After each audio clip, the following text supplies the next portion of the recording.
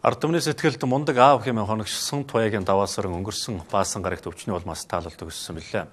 Түүний 5 хүүхэд болон гэргийд нь Стандарт Property Group-ийн хамт олон шинээр ашиглалтанд орох 2 өрөө байр өгөхөр болсон тухай бид өмнө нь мэдээлсэн. Тэгвэл өнөөдөр даваасран агсны гэр бүлд албан ёсоор батламж өгч гэрээг үзгэлсэн байна. Улаанбаатар такси компани жолооч байсан Туяагийн даваас өрн хин нэгэн иргэний хөрөг нэвтрүүлэгт орж олонд мундаг аав хэмээн танигдсан юм. Даваас өрнгийн даралт ихсэж 2 удаа хөнгөн харвсан байна. Тиймээс хин нэгэн хөрөг нэвтрүүлэгт оролцохдоо хүүхдүүдээ байртаа үлдэх ойрын зорилготой гэж байжээ. Түүний биелүүлж амжаагүй зорилгыг үргэлжлүүлсэн Стандарт Property компани хамт олонд маш их баярлаж байгаагаа гэргийн амар жаргал нь хэллээ.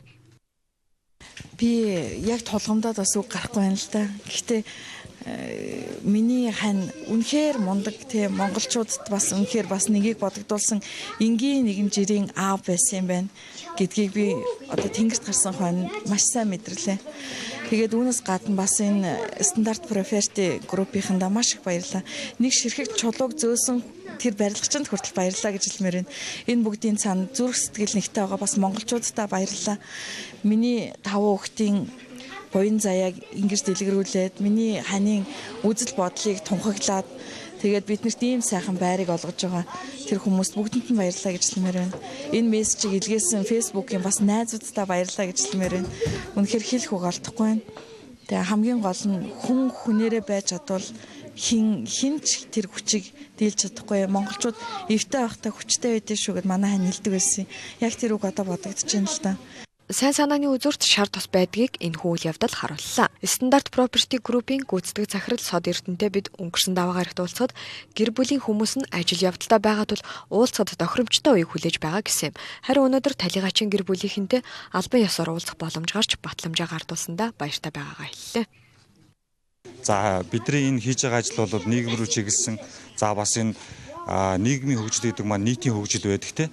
Тэгэхээр ингээд хамтаараа бүгдөө ингээд дэмэндээ дээсэрчэндээ гэдэг монголчуудын сайхан үгээр би эндээ тусаж дэмжиж явах юм бол одоо Монгол улс маань өшөө сайхан хөгжинэ. За энэ сайхан бидний хойч бие бас ирээдүйд болсон хүүхдүүд маань зөв сайхан орчинд төрж өсөж хүмүүжиж те бидний ингээд ирээдүйд улам гэрэлт болтгоо л гэж би хүсэх байна да. Бүр үнэхээр хэлэх сайхан үг олдохгүй байна. Зөв баярлалаа гэдэг бол багт нь тий хүний ингэж бас хүний сүүлийн хүсэл мөрөөдлийг ч юм уу хүний зорилгыг биелүүлдэг тэгээ одоо ерөөсөө бүр хэлэх үг болтохгүй. Алей сайхан үг нэг хэлээрээ хана. Хэлэх сайхан үг болтохгүй шүү дээ. Санаа зөв бол заяа зөв гэдэг бидний дунд нэгнийхээ хүнд хэцүү үед сэтгэлийн дэм үзүүлж тусламжийн гараа сунгах сайхан сэтгэлтэй олон хүн байгааг энэ үйл явдал харууллаа.